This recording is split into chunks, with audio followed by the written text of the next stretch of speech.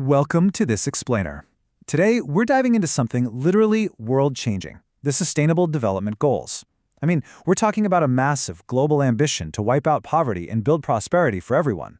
But, as we all know, having a big goal on paper is totally different from actually getting it done on the ground. To help us figure out how to bridge that massive gap, we're turning to the work of author and development expert Oluyomi Oladavid. In her eye-opening analysis, Planning to Develop, the role of monitoring and evaluation, she breaks down exactly what it takes to turn these grand global promises into real, measurable progress.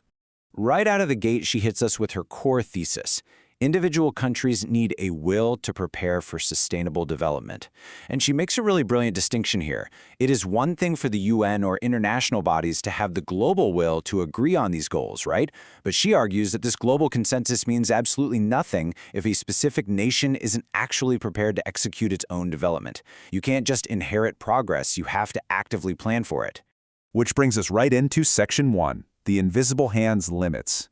For decades, we've heard international financial institutions push this idea that free market liberalization, that famous invisible hand, is going to magically swoop in, fix economic inefficiencies, and solve all these development issues. But she points out a really dangerous flaw when you try to apply that to many African developing countries. Look, when a nation is struggling with deep foundational cracks, we're talking low living standards, weak institutions, massive income inequality, and huge gaps between regions, the market simply doesn't have a magical fix. Blindly trusting free market policies without the strong institutions to back them up, it doesn't just fail, she warns, it can actually derail a country's entire future. Let's look at exactly how that plays out in Section 2, Zambia's costly market experiment. So right after gaining independence, Zambia was actually doing great. They had this initial period of real growth. But during their fourth development plan, they made a massive pivot. They basically threw the plan out the window and decided to let the free market run the show. Well, that one move led to a total breakdown in economic coordination.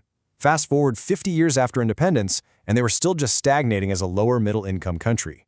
It was a harsh reality check. But, they learned from it. Realizing the market couldn't steer the ship alone, they went back to highly coordinated planning with their sixth national plan. Giving up the steering wheel to the free market literally cost them decades of progress, but it forced a desperately needed course correction. Now let's broaden the lens a bit in Section 3, Comparing Visions, Zambia and Nigeria. For a long time, neither Zambia nor Nigeria tied their short-term plans to any kind of larger long-term framework. It's kind of like driving without a destination in mind, right? But they woke up to that problem. Learning from the past, both nations built out these comprehensive, long-term anchors to actually give their day-to-day policies a real sense of direction.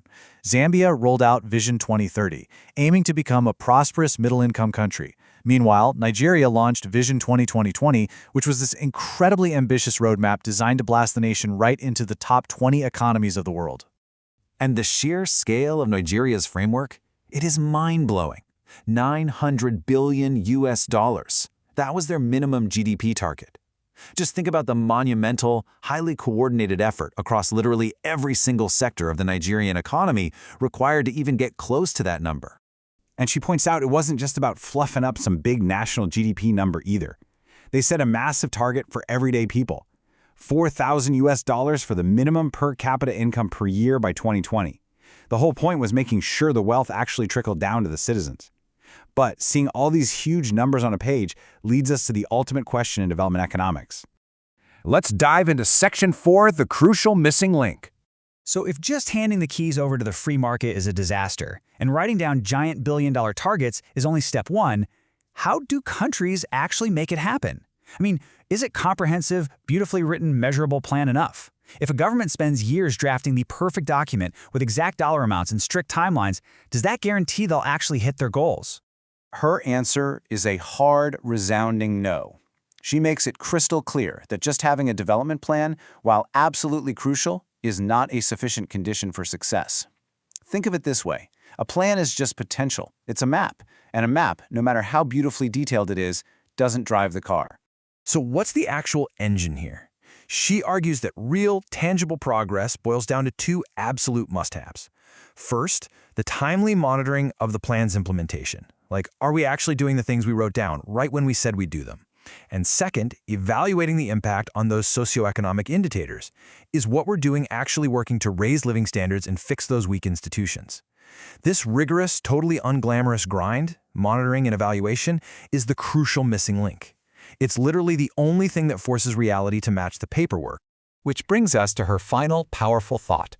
Governments must be committed to the timely monitoring of plan implementation processes and evaluation of their impact. You see, development doesn't usually fail because the goals aren't inspiring enough. It fails when the dedication to track the boring, daily, granular progress just fizzles out. So, as we wrap up this explainer, I want to leave you with this.